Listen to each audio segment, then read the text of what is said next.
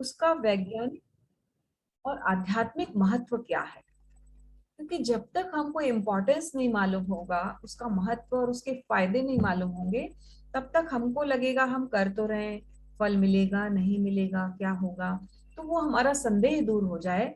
हमें निश्चित रूप से इसका फायदा मिलेगा ही मिलेगा, और क्या क्या मिलेगा ये आप कल्पना भी नहीं कर सकते। जब हम लोग देखते हैं पढ़ते हैं तो लगता है अरे ये भी होता है, इससे ये भी होता है, मतलब सारी प्रॉब्लम, सारी समस्याओं का समाधान इसमें है, केवल आध्यात्मिक समाधान नहीं। वैज्ञानिक, फिजिकली भी, मेंटली भी, इमोशनली भी बहुत सारे फायदे इसके बताए गए हैं प्रेक्षा ध्यान के। क्योंकि हम जितना प्रवृत्ति करते हैं, मतलब जितना क्रिया करते हैं, उतना ही निष्क्रिय होना, उतना ही निवृत्ति में जाना, उतना ही आराम करना, उतना ही आत्मा के प्रति सचेत होना बहुत जरूरी है, ताकि बैलेंस बना रहे, संतुलन बना रहे। क्योंकि हम क्रिया को महत्व देते हैं, पर निष्क्रिय होने की बात हम सोचते ही नहीं है। पर ध्यान, कायोत्सर्ग, श्वास प्रेक्षा, अंतर यात्रा, शरीर प्रेक्षा, चार और हैं इसके पार्ट, 8 मेन पार्ट है इसके।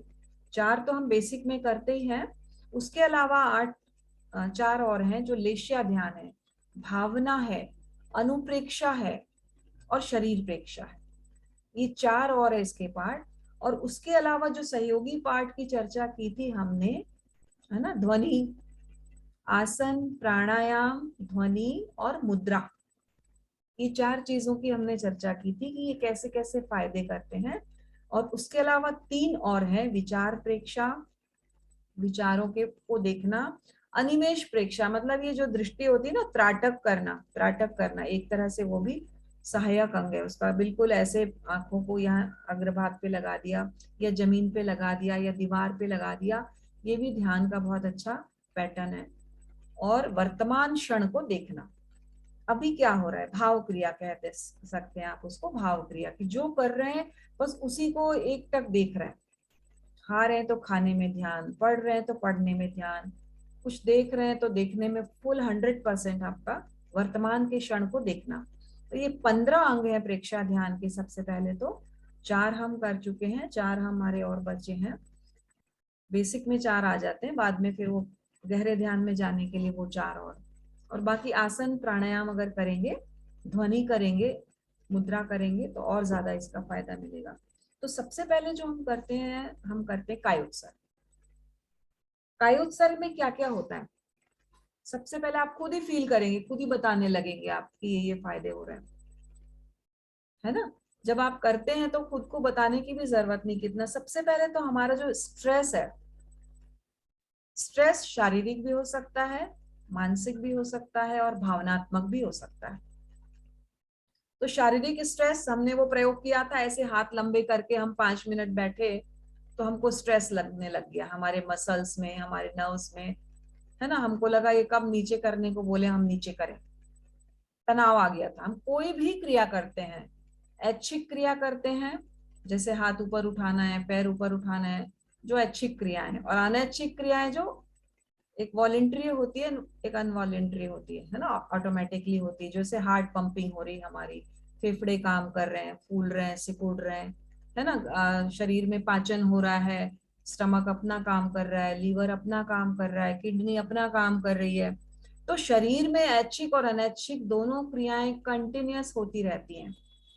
हम ऐच्छिक क्रियाओं को रोक सकते हैं, बट जो अनवॉलेंटरी है उन क्रियाओं को रोक नहीं सकते, पर उनको मंद कर सकते हैं। प्रेक्षा ध्यान से, कायोत्सर्ग से उनको धीरे कर सकते हैं, कम कर सकते हैं।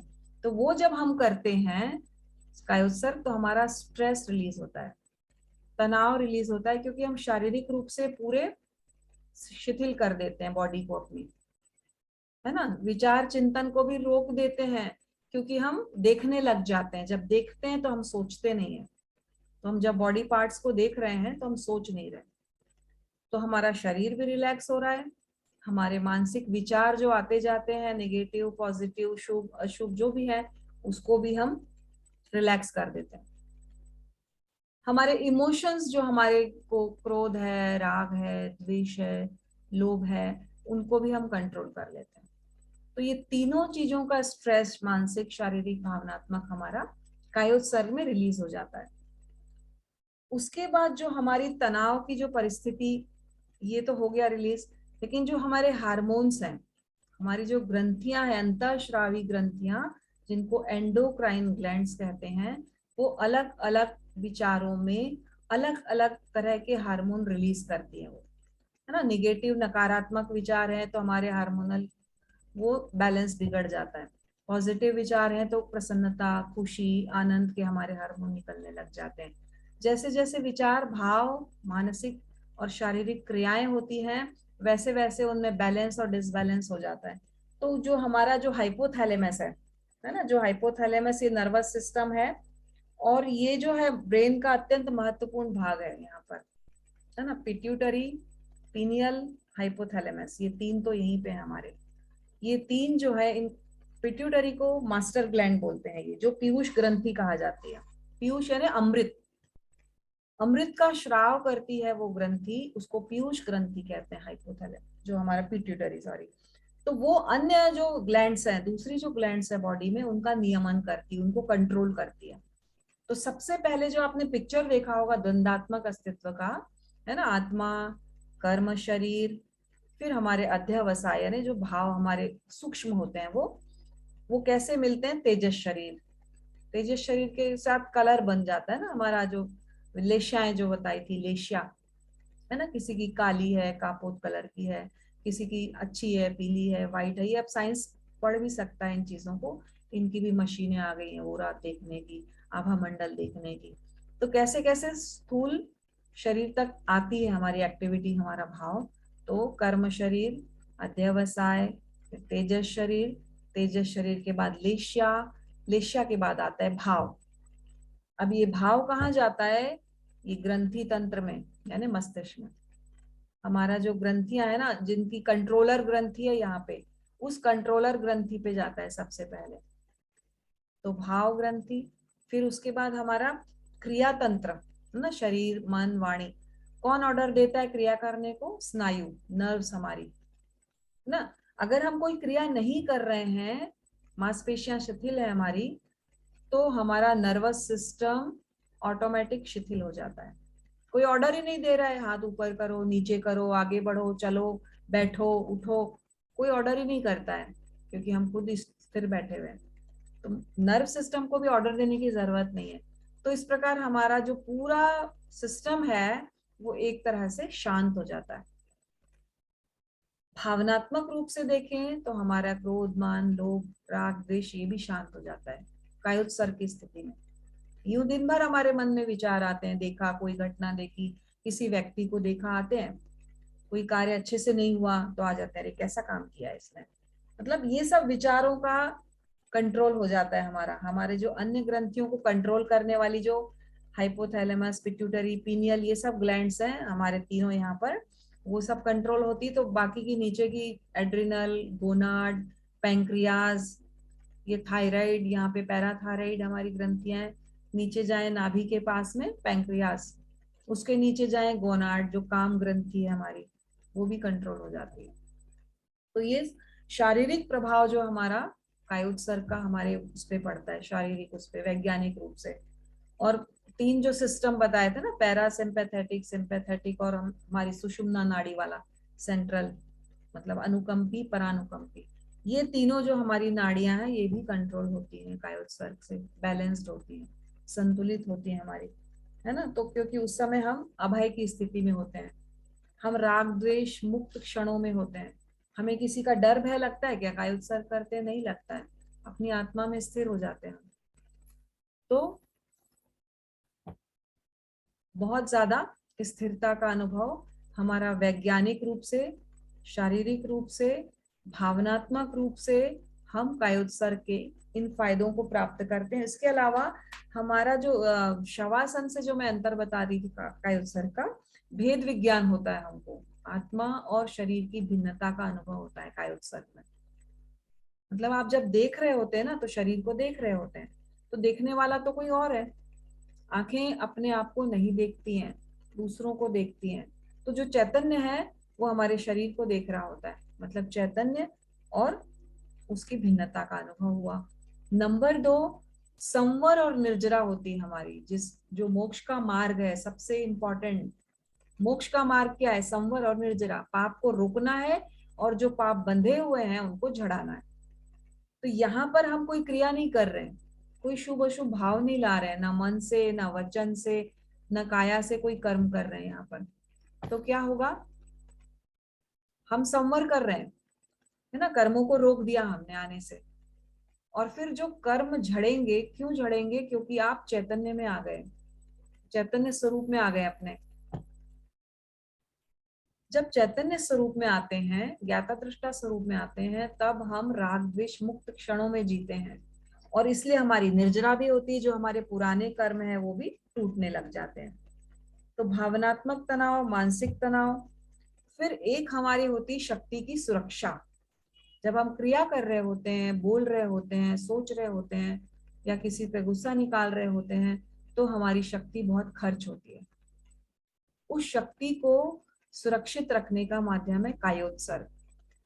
कायोत्सर्ग में हमारी शक्ति सुरक्षित होती है, क्योंकि हमारी ऊपरी क्रियाएं, ऐच्छिक क्रियाएं भी नहीं हो रही है, और अनैच्छिक क्रियाएं भी मंद हो जाती है। हमारी हार्ट बीट, हमारी सब चीज आराम से, एकदम शांति से होती है। तो वो सब चीजें भी फायदा करती है। फिर चौथी बात, हमारी स्वभाव का परिवर्तन हमको करना होता है कायोत्सर्ग से। कायोत्सर्ग में हम अपने चेतन, जो अपने बाहरी शरीर को सुला देते हैं, और जो भीतरी है सबकॉन्शियस माइंड, उसको सुझाव देते हैं कि ऐसा हो जाए, ऐसा हो जाए, मेरा स्वभाव, मेरा क्रोध कम हो रहा है, या मेरा, है ना, जो भी हमको किसी चीज से प्रॉब्लम है स्वभाव से अपने, मेरा लोभ कम हो रहा है, मेरा क्रोध कम हो रहा है, मेरा द्वेष कम हो रहा है। ये सब अनुप्रेक्षा वाला ध्यान है, उसमें हम करते हैं। तो ये सब जब करते हैं हमारे ध्यान, तब हमारा स्वभाव ऑटोमेटिकली परिवर्तन होता है। आप फील करेंगे 2 महीने, 4 महीने, 6 महीने करके, अगर कोई भी चीज परेशान कर रही है, आप सुझाव दें अपने आप को। कब? कायोत्सर्ग के बाद अवचेतन मन को सुझाव दें, क्योंकि ऑर्डर वहां से आते हैं तो हमको वैसी ही क्रिया हो जाती है हमसे। तो स्वभाव का परिवर्तन करना है तो बहुत बड़ा माध्यम है कायोत्सर्ग। अगर ऐसा स्वभाव हो जाता है तो ऑटोमेटिकली हमारी चित्त की शुद्धि हो जाती है, विशुद्ध भाव में हम आ जाते हैं। शुद्धि यानी आत्मा में आ जाते हैं, शांति में आ जाते हैं, आनंद में आ जाते हैं, खुशी में आ जाते हैं। तो कायोत्सर्ग सबसे ज्यादा इंपॉर्टेंट है। वो इसलिए क्योंकि हम स्टार्टिंग पॉइंट हमारा ध्यान का कायोत्सर्ग है। हम ध्यान में जाते ही कायोत्सर्ग के माध्यम से है, पहली बात। और दूसरा, जब हम कायोत्सर्ग करते हैं तो हमको होता है भेद विज्ञान, आत्मा के शरीर के साथ भिन्नता का अनुभव, तेजस शरीर के साथ आत्मा की भिन्नता का अनुभव, कर्म शरीर के साथ आत्मा की भिन्नता का अनुभव, स्वभाव जो क्रोध मान लोभ है, ये जो कषाय है, उसके साथ आत्मा की भिन्नता का अनुभव। ये जब होता है तो जो हमारा सेकंड स्टेज है कायोत्सर्ग का, मतलब मध्यम स्टेज भी हमारा कायोत्सर्ग ही है, जिसमें हम ये चीजों का अनुभव करते हैं। थर्ड, आदि बिंदु, मध्य बिंदु और अंतिम बिंदु, तीनों ही कायोत्सर्ग है ध्यान का। जब अंतिम अवस्था में जाते हैं तब भी हम समाधि में ही जाते हैं।